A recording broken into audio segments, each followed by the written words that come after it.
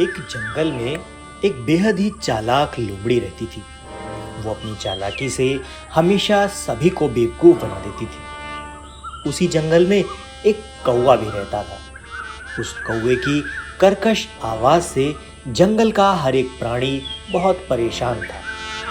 लेकिन कौवे को यही लगता था कि उसकी आवाज बहुत सुरीली है, इसलिए वो हमेशा अपनी कर्कश आवाज में सारा दिन कुछ ना कुछ गाता रहता था। एक दिन लोमड़ी अपने खाने की तलाश में जंगल में इधर उधर घूम रही थी। लोमड़ी हर तरह देखाई, लेकिन उसको खाने के लिए कुछ भी नहीं मिला। धीरे धीरे अब लोमड़ी की भूख भी बहुत तेज होने लगी।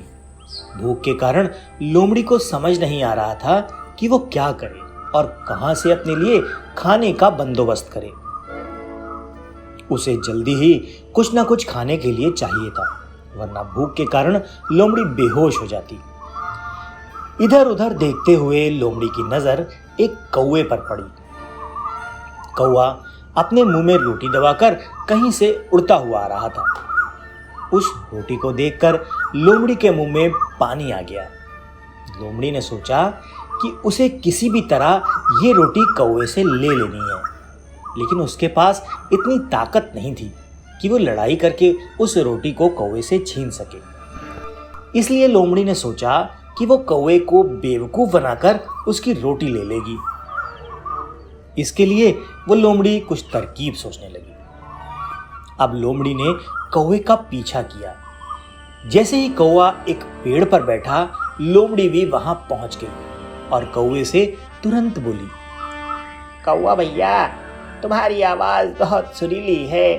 मैंने तुम्हें बहुत बार गाते हुए सुना है, लेकिन हमेशा मैंने तुम्हें दूर से ही सुना है। आज मेरी इच्छा है कि मैं तुम्हें सामने से गाना गाते हुए सुनूं। कौवा लोमड़ी की ये बात सुनकर आश्चर्यचकित रह जाता है, क्योंकि वो तो ये जानता था कि पूरे जंगल में उसकी आवाज को कोई पसंद नहीं करता। फिर लोमड़ी ऐसा क्यों कर रही है? कौवा मन ही मन ये सारी बातें सोचने लगा।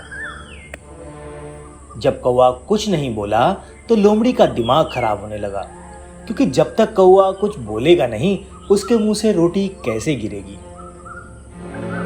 लोमड़ी ने सोचा इसको बेवकूफ बनाने के लिए थोड़ी मेहनत और करनी पड़ेगी। जब कौवा कुछ नहीं बोला तो लोमड़ी उदास सा मुंह बनाकर कहती है, लगता है मेरी किस्मत में ही नहीं है कि मैं आपकी आवाज़ सुनूं। आपकी जैसी सुरीली आवाज़ सुनने के लिए बहुत मेहनत करनी पड़ेगी।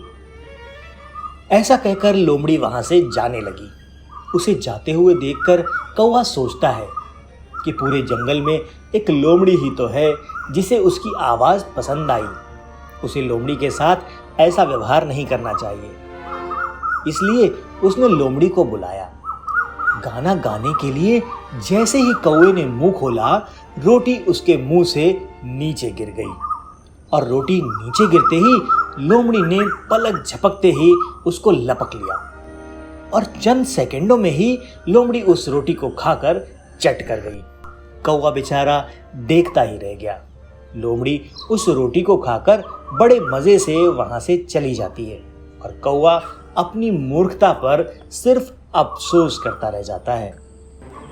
ये कहानी हमें सिखाती है कि हमें बिना सोचे समझे किसी की भी बातों में नहीं आना चाहिए, खासकर ऐसे लोगों के जो झूठी प्रशंसा करते हैं, क्योंकि ऐसे लोग अपना काम निकालने के बाद आपको पलट कर भी नहीं देखते।